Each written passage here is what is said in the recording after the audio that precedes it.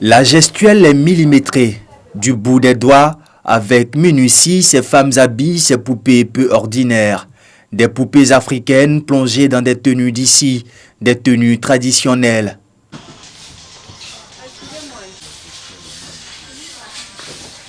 Des poupées faites par des Africaines pour le continent. Des poupées made in Africa, loin de la blonde aux yeux bleus. L'initiative est de cette femme, Sarah Koulibaly. Sarah Koulibaly, bonjour. Bonjour. Alors, c'est ici, dans cet atelier, ici donc à la Riviera Palmeraie, que vous confectionnez, que vous donnez vie à vos poupées, des poupées africaines. D'où vous est venue cette idée? L'idée est venue simplement d'un constat. Je suis consommatrice et j'avais besoin de retrouver dans les rayons des supermarchés des produits qui me ressemblaient et qui ressemblaient à mes enfants. Et comme je n'en ai pas trouvé, je suis entrepreneur dans l'âme, je me suis lancée dans l'aventure et on a commencé à créer ces poupées africaines. Confectionner des poupées ayant les mêmes traits que celles qui les utilisent, Sarah Koulibaly le fait depuis la naissance de sa fille.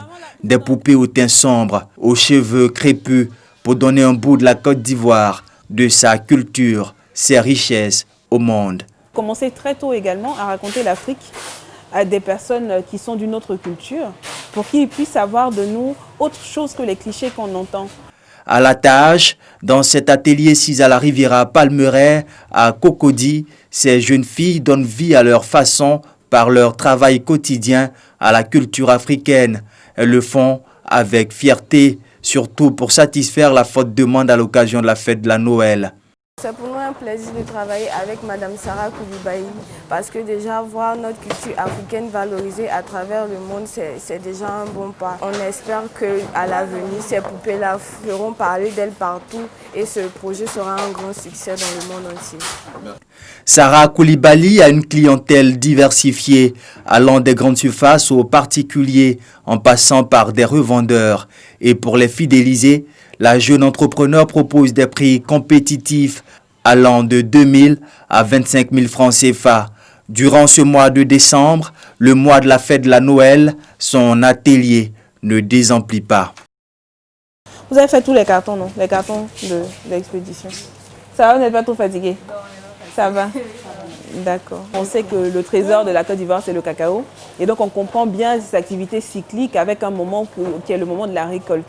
Dans le domaine de l'industrie du jouet, décembre est le moment où on fait 2/3 de son chiffre d'affaires. Donc, en ce moment, moi, c'est mon cacao. Béatrice Kouassi est une habituée des poupées africaines. Attirée par leur particularité et conquise par leur résistance, elle est venue en prendre pour ses filles. Depuis l'année dernière, j'en ai pris pour mes enfants, pour mes petits-enfants. Bon, j'ai vu que jusqu'à présent, les poupées sont encore en forme. Elles n'ont pas pu démonter même les bras, les pieds, tout est là. Ces poupées viennent d'ailleurs, hors des frontières africaines. Sarah Koulibaly veut justement y remédier. Je le dis et je le redis, notre ambition c'est de produire à 100% en Côte d'Ivoire.